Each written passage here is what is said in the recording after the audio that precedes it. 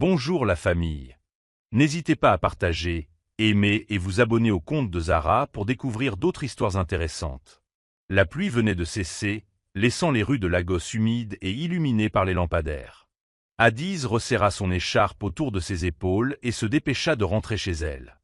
Il était tard, et elle savait que Lagos, la nuit, n'était pas un endroit où une femme pouvait se promener seule.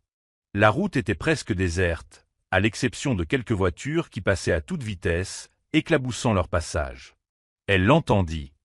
Puis elle l'entendit. Une forte détonation suivie d'un crissement de pneus. Son cœur fit un bond. Elle tourna la tête juste à temps pour voir un SUV noir s'éloigner à toute vitesse, ses feux rouges disparaissant au loin. Son regard se porta sur la route devant elle, et c'est alors qu'elle le vit. Un homme étendu, immobile, les vêtements trempés, le corps tordu d'une manière qui lui serra l'estomac. Les gens observaient de loin en murmurant, mais personne n'osait s'avancer. C'était parfois le cas à Lagos. Les gens craignaient les ennuis. Adeez n'hésita pas.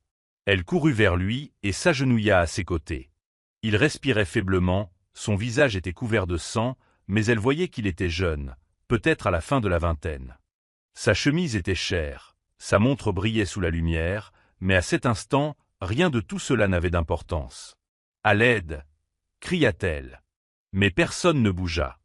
De l'autre côté de la rue, une femme serrait son papier d'emballage plus fort et secouait la tête. La main d'Adeez tremblait, mais elle fouilla dans son sac et en sortit son petit téléphone. D'un geste vif, elle composa le numéro d'urgence, espérant une réponse rapide. Lorsque le téléphone sonna, les paupières de l'homme battirent.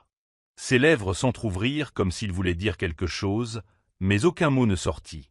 Elle se pencha plus près. « Ne t'inquiète pas, les secours arrivent. » Un faible souffle s'échappa de ses lèvres, puis ses yeux se refermèrent. La panique envahit la poitrine d'Adeez. Elle devait agir. Elle ne pouvait pas se contenter d'attendre. Ignorant la peur qui lui serrait la gorge, elle fit signe à un kick qui passait. Le chauffeur hésita en voyant l'homme blessé, mais Adeez le supplia. « S'il vous plaît, je vous paierai. Aidez-moi simplement à l'emmener à l'hôpital. » L'homme hésita, regardant autour de lui comme s'il attendait que quelqu'un l'arrête. Mais comme personne ne le faisait, il hocha la tête. Ensemble, ils soulevèrent l'homme inconscient jusqu'au kick. Adeez grimpa à côté de lui, pressant un chiffon sur son front ensanglanté, tandis que le kick filait vers l'hôpital. Elle ignorait que sa vie allait changer à jamais. Le kick s'élança brusquement, zigzagant sur les routes mouillées de Lagos. Le cœur d'Adeez battait fort tandis qu'elle pressait le tissu contre le front de l'étranger, espérant arrêter le saignement. Sa respiration était courte, sa peau moite. Elle avait déjà vu des accidents, mais quelque chose chez cet homme, sa façon d'être si impuissante, lui serrait la poitrine. L'hôpital était à quelques minutes, mais chaque seconde semblait une éternité. Le conducteur naïf ne cessait de regarder l'homme dans le rétroviseur. « Madame, vous dites bien que cet homme ne part jamais. » Sa respiration, dit Adeez fermement, même si la peur lui serrait la gorge. « Dépêche-toi. » Arrivée à l'hôpital, elle sauta hors de l'eau avant même que le kick ne s'arrête complètement. « Au secours. On a besoin d'aide. » cria-t-elle en faisant signe à deux infirmières postées à l'entrée. Elles accoururent avec un brancard, les yeux écarquillés devant l'état de l'homme. « Madame, que s'est-il passé ?» demanda l'une des infirmières en le soulevant sur le brancard. « Délit de fuite, » dit Adeez, essoufflé. « Je l'ai trouvé sur la route. » Ils ont poussé la civière à l'intérieur, et Adeez les a suivis de près. L'hôpital sentait l'antiseptique, et la lumière blanche et vive la faisait plisser les yeux. Un médecin apparut presque aussitôt, aboyant des instructions aux infirmières. Elles le conduisirent aux urgences, et une infirmière se tourna vers Adeez. « Es-tu de sa famille ?» Adeez hésita. « Non. Je l'ai trouvé comme ça. » L'infirmière la fixa un instant avant d'acquiescer. « Vous devriez attendre dehors. » Elle s'affala sur une chaise de la salle d'attente, le corps soudain lourd. Le chauffeur de taxi se tenait maladroitement près de la porte. « Madame, mon argent. » Adeez cligna des yeux. Dans la précipitation, elle avait oublié. Elle fouilla dans son sac et en sortit quelques nerfs froissés. « Merci, dit-elle en le lui tendant. Il compta rapidement l'argent, hocha la tête, puis partit sans un mot. Désormais seul, Adiz s'adossa à son fauteuil en se frottant les bras. La réalité de ce qui venait de se passer s'imposa à elle. Qui était-il? Avait-il de la famille? Quelqu'un le recherchait-il en ce moment? Et pourquoi se sentait-elle si impliquée dans le sort d'un inconnu? Elle expira, fixant les portes des urgences. Elle avait fait ce qu'elle pouvait. Maintenant, il ne lui restait plus qu'à attendre. Adiz s'agita sur la chaise en plastique dur, ses doigts tapotant nerveusement sur ses genoux. La salle d'attente était silencieuse, à l'exception du bip occasionnel des machines de l'hôpital et du murmure des infirmières qui s'activaient. Le temps semblait lent, plus long que d'habitude. Elle jeta un nouveau coup d'œil aux portes des urgences. Cela faisait presque 1 heure qu'il l'avait fait rentrer précipitamment. Son estomac se noua d'inquiétude. Peut-être qu'elle ferait mieux de rentrer chez elle. Après tout, elle ne le connaissait pas. Mais quelque chose la retenait. Un sentiment qu'elle ne pouvait expliquer. Une infirmière sortit enfin, baissant son masque. Son état était stable maintenant. Adiz se redressa. Dieu merci. Est-il réveillé? L'infirmière secoua la tête. Pas encore. Mais le médecin dit qu'il ira bien. Ses blessures ne mettent pas sa vie en danger. Il a cependant perdu beaucoup de sang. Il faut qu'on contacte sa famille. Tu as son téléphone? Les yeux d'Adiz s'écarquillèrent. Je n'ai même pas vérifié. Elle fouilla rapidement dans son sac, mais bien sûr, elle n'avait rien de lui. Ses mains tremblaient légèrement en regardant l'infirmière. Et si personne ne sait qu'il est là? Il faudra vérifier son identité, dit l'infirmière. La police sera également informée. Adiz hocha lentement la tête. Puis-je le voir? L'infirmière hésita, puis acquiesça. Juste 1 minute. Adiz la suivit dans le couloir, le cœur battant. La pièce sentait l'antiseptique et les machines émettaient de légers bips. Il était étendu là, pâle sous les lumières crues de l'hôpital, le front bandé, le bras en écharpe. Elle s'approcha et le fixa. Il avait l'air différent, plus vulnérable. Elle soupira en murmurant « Qui es-tu » Comme s'il l'entendait, ses doigts tressaillirent légèrement, puis ses paupières battirent. Un léger gémissement s'échappa de ses lèvres. Adiz halta. Il se réveillait. Ses yeux s'ouvrirent lentement, d'abord confus. Adiz se pencha, l'observant tandis qu'il peinait à s'adapter à la lumière vive de l'hôpital. Ses lèvres s'entr'ouvrirent légèrement, comme s'il essayait de dire quelque chose, mais aucun mot ne sortit. Elle déglutit, hésitant à parler la première. « Tu es réveillée, » dit-elle doucement. Son regard se porta sur elle, la confusion limpide dans ses yeux sombres. Il essaya de bouger, mais une grimace l'en empêcha. Sa main se porta instinctivement à son côté, tâtant les bandages.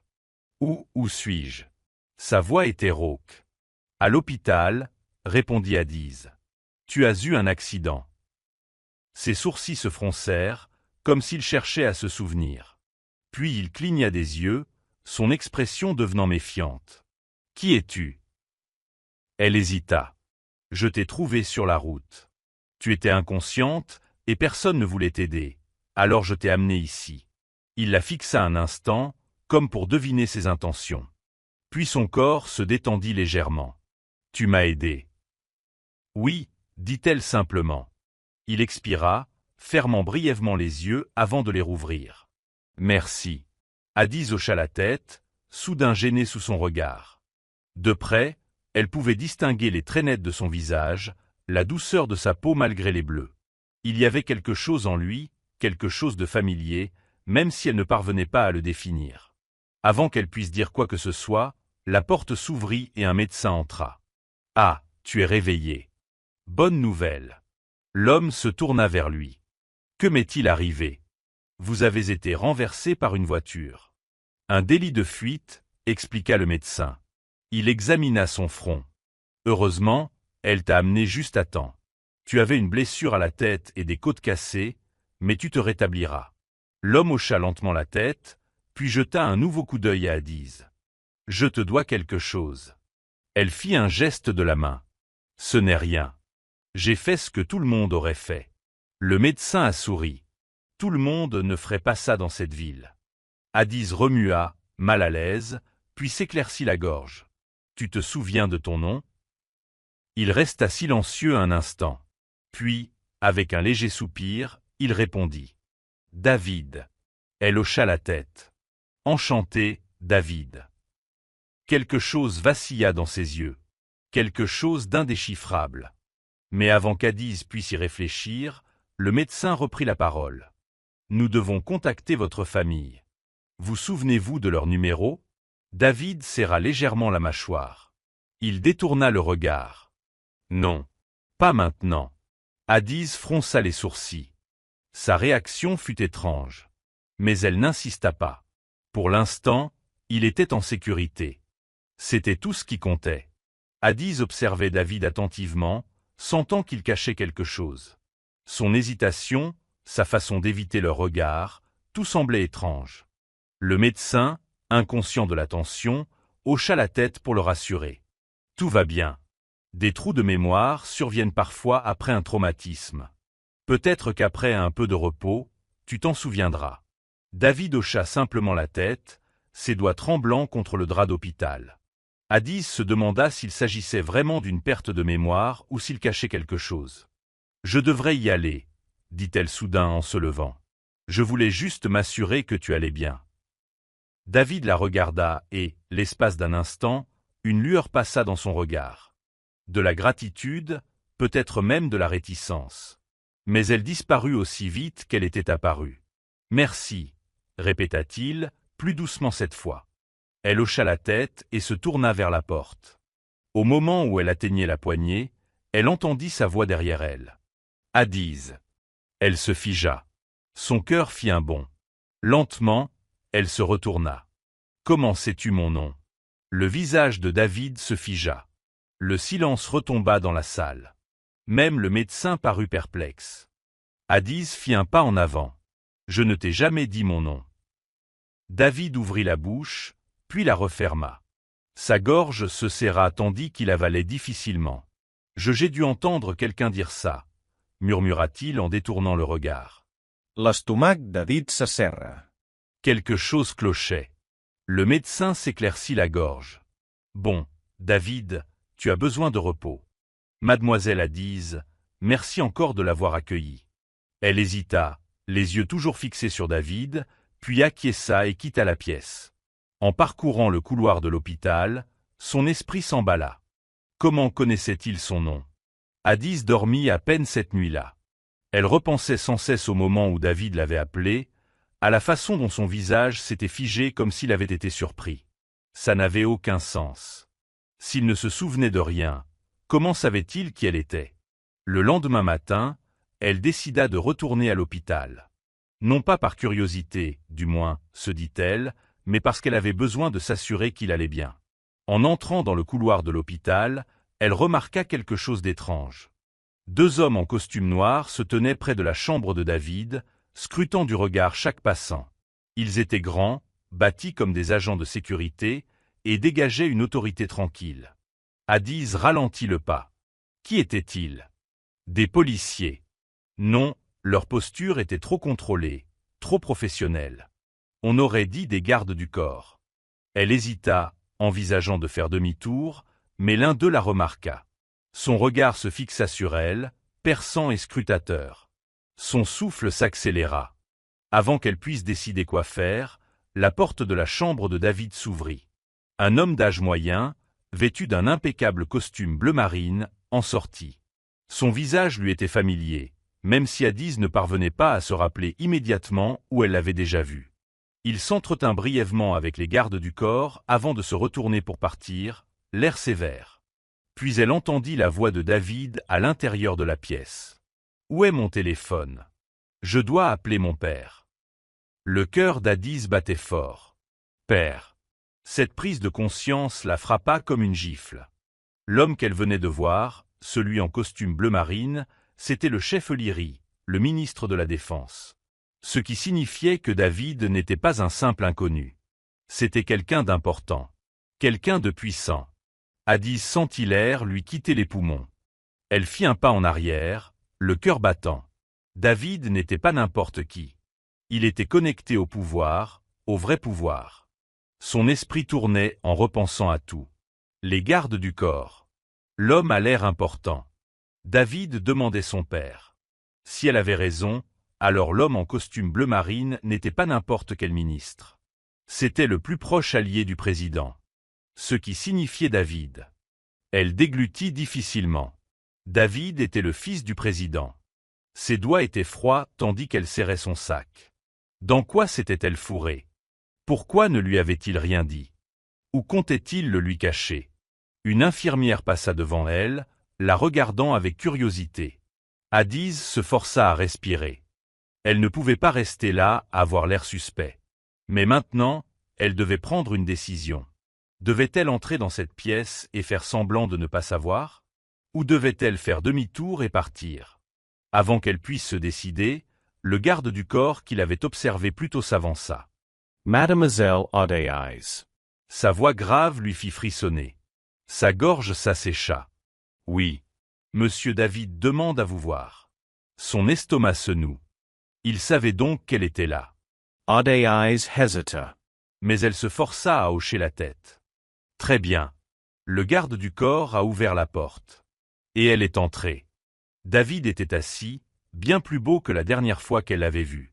Ses yeux sombres croisèrent les siens, emplis d'une lueur qu'elle ne parvenait pas à déchiffrer. « Tu es revenu, dit-il. » Sa voix était plus douce qu'elle ne l'aurait cru. Elle croisa les bras. « Pourquoi ne le ferais-je pas? Tu ne m'as même pas remercié comme il se doit. » Un lent sourire effleura ses lèvres. « Tu as raison. Je te dois quelque chose. » Elle plissa les yeux. « C'est tout ce que tu caches? » Le sourire de David s'évanouit. La pièce semblait trop silencieuse. L'air était trop lourd. « Tu sais, n'est-ce pas? » demanda-t-il. Adiz hocha la tête. « Tu es le fils du président. » David expira en se passant la main sur le visage. « Je ne voulais pas que tu la prennes comme ça. » Elle ricana. « Comment aurais-je pu le savoir autrement? Tu comptais mentir éternellement? » Il détourna le regard. « C'est juste que je ne voulais pas que les choses changent. » Adiz sentit son cœur se serrer. Mais elle se ressaisit. Eh bien, trop tard. Les yeux de David la fixèrent, scrutateurs, mais elle refusa de détourner le regard. Il lui avait menti, directement ou par omission, et elle n'était pas du genre à l'ignorer. « Adiz, dit-il prudemment, ce n'est pas que je voulais mentir. C'est juste que, elle leva la main, l'interrompant. Garde-le. Qu'est-ce que ça change maintenant? » Ses lèvres s'entr'ouvrirent comme s'il voulait protester, mais il ne le fit pas. Au lieu de cela, il soupira en se frottant les tempes. « J'allais te le dire. » Elle eut un petit rire sec. « Bien sûr, après combien de temps? Quand je l'ai découvert par moi-même. » David hésita, puis se redressa. « Je ne savais pas comment le dire. C'est compliqué. » Elle secoua la tête. « Non, c'est simple. Tu ne m'as pas fait assez confiance. » Un silence épais et pesant s'installa entre eux. Elle aurait dû partir immédiatement, sortir et laisser tout cela derrière elle. Mais quelque chose dans le regard de David, presque comme s'il avait peur de perdre le peu de lien qui les unissait, la fit s'arrêter. Puis la porte s'ouvrit. Un homme grand, aux traits anguleux et à l'allure militaire, entra, son costume impeccable, l'expression indéchiffrable. Il n'était pas seul. 2 autres hommes le suivirent. David s'étendit. Et maintenant, le premier homme parla d'une voix grave et ferme. « Monsieur David, votre père veut que vous rentriez à la maison. Immédiatement. » David ricana. Bien sûr qu'il le fait. Adiz les regarda tour à tour, le ventre serré. Il ne s'agissait pas seulement d'un père inquiet s'inquiétant de l'état de santé de son fils blessé. Il y avait autre chose, quelque chose de plus grave. « Qui est-elle » demanda l'homme en tournant son regard perçant vers Adiz. David serra les dents. C'est grâce à elle que je suis en vie. L'homme la fixa un long moment avant d'acquiescer. Elle doit venir avec nous. Adiz retint son souffle. Excusez-moi. David s'assit, le visage sombre. Pourquoi? Des ordres du président, répondit l'homme. Il veut la rencontrer. Le cœur d'Adiz battait à tout rompre. Le président voulait la rencontrer. Pourquoi? Que avait-elle fait à part sauver la vie de son fils? Était-elle en danger? L'expression de David se durcit. Ça n'arrivera pas. L'homme en costume n'a même pas bronché. Monsieur David, ce n'est pas une demande. Idiz recula d'un pas, se sentant soudain étouffée dans la pièce. Elle était venue seulement pour prendre de ses nouvelles, pas pour se laisser entraîner dans un drame politique. David balança ses jambes hors du lit, ignorant ses blessures. Si elle ne veut pas y aller, elle n'y va pas. L'homme tourna son regard vers Idiz. Mademoiselle, vous auriez intérêt à coopérer. Ses poings se serrèrent. Tout en elle lui disait de refuser, de s'éloigner et de ne jamais se retourner, mais quelque chose lui disait que ce n'était pas une situation à laquelle elle pourrait échapper si facilement. Si le président voulait la voir, elle n'avait pas vraiment le choix. Elle déglutit difficilement. D'accord. J'y vais. David lui lança un regard d'avertissement. Idiz, tu n'es pas obligé. Ce n'est pas grave, dit-elle en s'efforçant de garder une voix ferme. Je veux entendre ce qu'il a à dire. L'homme en costume hocha la tête d'un air approbateur. On part maintenant. David jura dans sa barbe, mais n'insista pas davantage. Au lieu de cela, tandis que l'homme raccompagnait Idiz, il lui prit la main et la serra légèrement. Sois prudent. Elle hocha légèrement la tête avant de s'éloigner, suivant les hommes dans le couloir. À chaque pas, son anxiété grandissait. Tandis qu'il la conduisait dehors, un élégant SUV noir l'attendait. L'un des hommes lui ouvrit la porte, et elle hésita une fraction de seconde avant de monter. La porte se referma derrière elle avec un clic sec. Ça y était. Elle s'apprêtait à rencontrer l'homme le plus puissant du pays, et elle ignorait totalement ce qu'il attendait d'elle. Le SUV filait à travers les rues de Lagos, avec une autorité qui obligeait instinctivement les autres voitures à lui ouvrir la voie. Idiz était assise, raide, les mains jointes, regardant par la vitre teintée. La ville défilait devant elle, mais elle ne pensait qu'à ce qui l'attendait au bout de ce voyage. Le préside. L'homme le plus puissant du Nigeria voulait la voir. Que pensait-il d'elle? Que allait-il dire? Serait-il reconnaissant? Suspect? Incolere? Son esprit explorait toutes les possibilités jusqu'à ce que la voiture ralentisse et s'engage dans une propriété fortement gardée. Son estomac se serra lorsque les portes s'ouvrirent, révélant une immense demeure blanche entourée d'une sécurité armée. Ce n'était pas juste une maison. C'était une forteresse. La voiture s'arrêta et, avant même qu'elle puisse respirer profondément, un des gardes lui ouvrit la portière. Elle en sortit, sentant le poids du moment peser sur ses épaules. « Par ici, mademoiselle », dit l'homme en costume en la conduisant à l'intérieur. L'intérieur était tout aussi intimidant que l'extérieur. De grands lustres, des sols en marbre poli, des murs décorés de portraits d'anciens dirigeants. Tout respirait la richesse et le pouvoir. Puis elle le vit. Le président se tenait près d'une grande fenêtre, les mains derrière le dos, regardant au loin comme un homme portant le poids d'une nation entière. Il était grand, avec des traits anguleux et une expression qui ne trahissait rien. Lorsqu'il se tourna enfin vers elle, Idiz sentit son souffle s'accélérer. « Mademoiselle Idiz, dit-il d'une voix grave qui emplissait la pièce. Vous avez sauvé la vie de mon fils. Elle déglutit en hochant la tête. Oui, monsieur. Il la fixa un long moment avant de s'approcher. Tu sais ce que ça veut dire? Idiz fronça légèrement les sourcils. Quel genre de question était-ce? Oui. J'ai fait ce que tout le monde aurait fait. Un sourire fugitif a traversé ses lèvres, mais il n'a pas atteint ses yeux. Non, Macaire. Tout le monde ne ferait pas ce que tu as fait. L'air dans la pièce était plus lourd.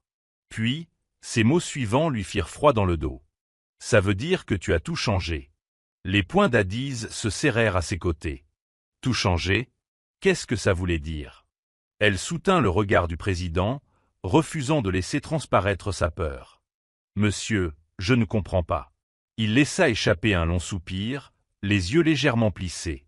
En sauvant la vie de David, vous vous êtes mis dans une situation pour laquelle vous n'êtes peut-être pas prêt. Son cœur battait fort. Je ne l'ai pas fait pour un poste. J'ai vu quelqu'un souffrir et je l'ai aidé.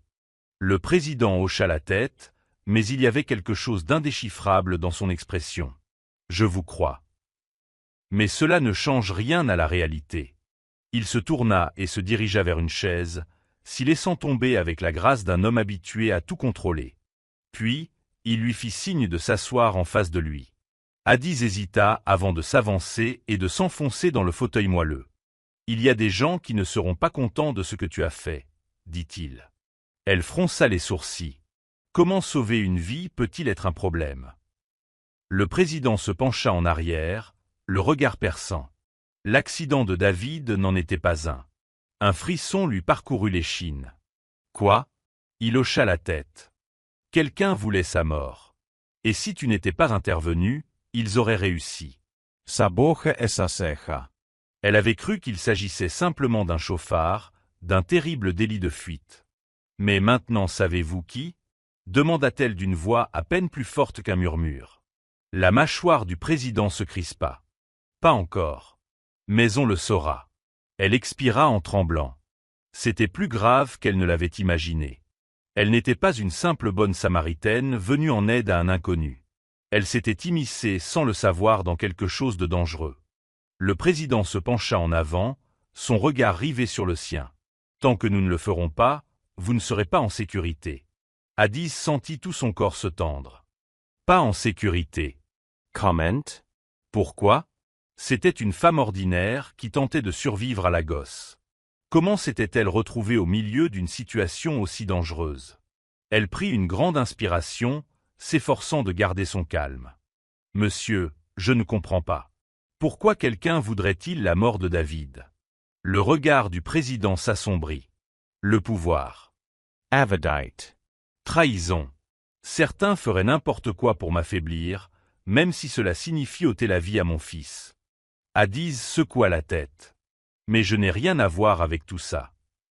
Il hocha lentement la tête. Et pourtant, te voilà. Un silence pesant et étouffant emplit la pièce. Addis sentit le poids de ces mots peser sur elle.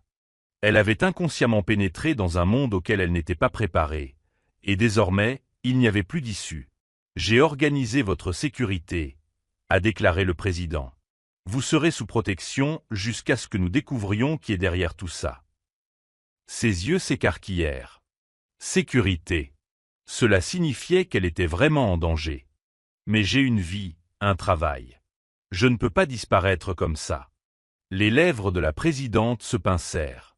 Vous n'avez pas le choix, mademoiselle Addis. Elle déglutit difficilement. Ce n'était pas une demande. C'était un ordre. À cet instant, la porte s'ouvrit et David entra. Son regard croisa immédiatement le sien, l'inquiétude fusant dans ses yeux. Que se passe-t-il? Le président soupira. Ta vie est en danger, David. Et la sienne aussi. David se raidit, son regard se tournant vers Addis. Elle ne devrait pas être mêlée à ça. Elle l'est déjà, dit simplement son père. David se tourna vers Addis et s'approcha. Je ne laisserai rien t'arriver. Ces paroles se voulaient rassurantes, mais elles ne firent que la rendre encore plus consciente de la gravité de la situation. Le président se leva. À partir de maintenant, vous serez hébergés en lieu sûr. David sera avec toi.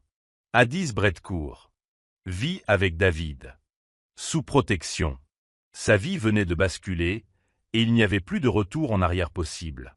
Addis eut à peine le temps de comprendre ce qui se passait qu'elle fut conduite dans un autre SUV noir, cette fois avec David assis à ses côtés. Le trajet fut d'abord silencieux, la tension palpable. Elle finit par se tourner vers lui. « David, c'en est trop. Je n'ai pas besoin de protection. Je veux juste rentrer chez moi. » David secoua la tête. Son expression était sérieuse. « Tu ne comprends pas, Addis. Celui qui a essayé de me tuer n'hésitera pas à s'en prendre à toi. Tu m'as sauvé la vie, et cela fait de toi une menace pour eux. » Elle expira brusquement, l'esprit s'emballant. Comment son simple acte de gentillesse avait-il pu se transformer en quelque chose d'aussi terrifiant? Le SUV s'arrêta dans une propriété privée, loin du bruit de la gosse. De hautes clôtures, des gardes armés, des caméras de surveillance partout. Ce n'était pas seulement une maison. C'était une forteresse. Alors qu'elle sortait, David lui toucha doucement le bras. « Je te promets que tu seras en sécurité ici. » Elle leva les yeux vers lui, scrutant son regard. Il y avait quelque chose dans son regard, quelque chose qui allait au-delà de la simple inquiétude. De la gratitude. Peut-être même de la culpabilité. À l'intérieur, la maison était élégante et chaleureuse. Une équipe de sécurité était postée à l'extérieur et quelques membres du personnel circulaient, mais l'atmosphère n'était pas trop envahissante. David la conduisit dans une pièce. « Tu peux rester ici. Si tu as besoin de quoi que ce soit, dis-le-moi. » Elle soupira en s'asseyant sur le lit. « David, et si je partais ? Je retournais à ma vie et je faisais comme si de rien n'était. » Il s'accroupit devant elle, son regard rivé au sien. « Et s'il venait te chercher ? Et s'il te faisait du mal à cause de moi ?» Son cœur fit un bond. La façon dont il le disait, l'émotion dans sa voix, la bouleversèrent. Elle détourna le regard en se mordant la lèvre. Elle n'avait pas le choix. Pour l'instant, c'était sa réalité. David se leva et se passa une main dans les cheveux. « Repose-toi, Addise. Je serai juste devant. » En partant, Addise s'allongea sur le lit, les yeux fixés sur le plafond. Sa vie avait changé d'une manière qu'elle n'aurait jamais imaginée. Et quelque chose lui disait que ce n'était que le début. Addise ne dormait pas beaucoup. Chaque fois qu'elle fermait les yeux, son esprit revoyait le moment où elle avait trouvé David sur la route, en sang, impuissant. Elle se trouvait maintenant dans un manoir lourdement gardé, prise dans quelque chose de plus grand qu'elle ne pouvait imaginer. Elle s'assit et se massa les tempes. Elle avait besoin de réponses. Elle avait besoin de comprendre dans quoi elle mettait les pieds. Un coup à la porte la fit sursauter. Avant qu'elle puisse répondre, David entra, l'air fatigué mais soulagé de la voir réveillée. « Bonjour, » dit-il doucement. Elle hocha la tête. « David, j'ai besoin de savoir la vérité. Qui est derrière tout ça, à ton avis ?» Il soupira en se passant la main dans les cheveux. « On a des soupçons, mais rien de concret pour l'instant. Mon père a de nombreux ennemis politiques, et certains feraient n'importe quoi pour l'affaiblir. M'éliminer serait une façon de lui faire passer un message. » Addise déglutit difficilement. « Et moi ? Pourquoi suis-je une cible maintenant ? Parce que tu as perturbé leurs plans, dit-il d'une voix empreinte de frustration. Tu m'as sauvé alors qu'ils étaient sûrs que j'allais mourir.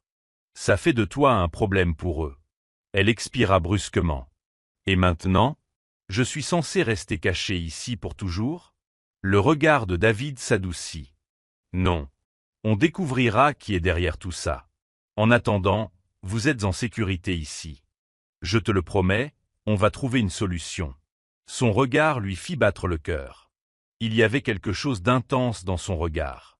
Quelque chose de non dit.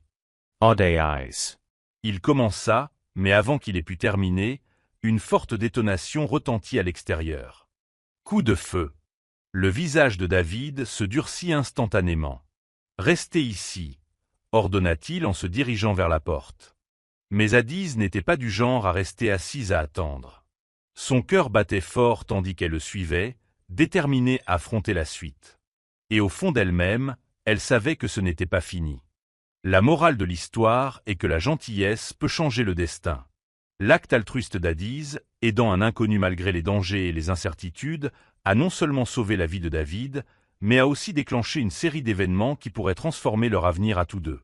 Cela nous apprend que faire le bien, même quand personne d'autre ne le fera, peut mener à des récompenses inattendues. Il souligne également que les gens ne sont pas toujours ce qu'ils semblent être au premier abord. La nature réservée de David suggère une histoire plus profonde encore à dévoiler. Autre leçon essentielle, l'humanité existe encore dans un monde où beaucoup choisissent d'ignorer la souffrance. Tandis que d'autres passaient à côté de David, la compassion d'Addise la distinguait. Dans une ville où la survie est difficile, choisir la gentillesse fait toute la différence. N'oubliez pas de vous abonner pour découvrir nos autres histoires et d'activer les notifications pour être averti dès que nous publions de nouvelles histoires incroyables. Salut les amis! Avant de partir, nous aimerions vous annoncer que nous travaillons sur une série d'histoires très mignonnes et saisonnières. Nous souhaitons vous accompagner dans cette aventure. Vous allez adorer. Abonnez-vous. Notre lien de participation communautaire sera bientôt disponible.